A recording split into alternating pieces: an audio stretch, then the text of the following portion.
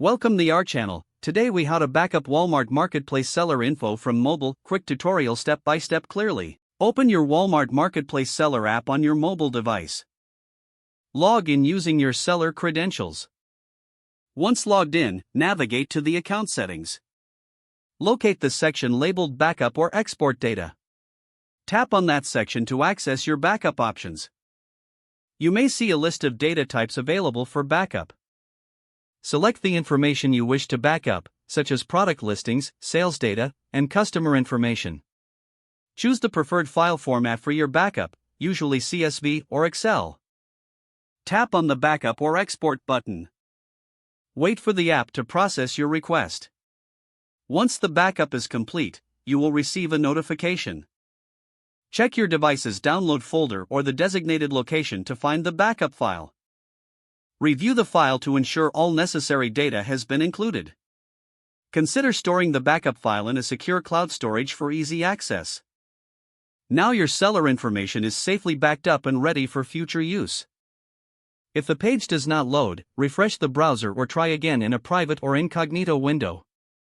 Make sure you are using the correct email address, then retype it carefully to avoid small typos. If your password is not accepted, use the reset option and create a new strong password you can remember. Check your spam folder for verification or security emails, then complete any requested confirmation steps.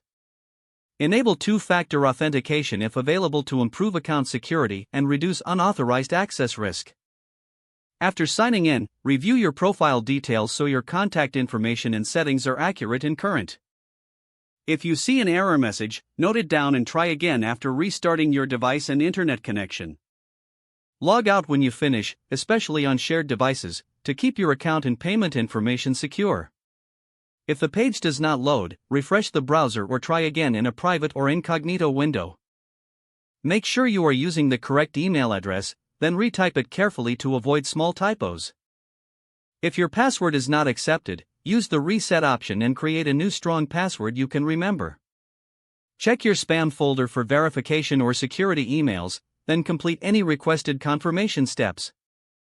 Enable two-factor authentication if available to improve account security and reduce unauthorized access risk. After signing in, review your profile details so your contact information and settings are accurate and current.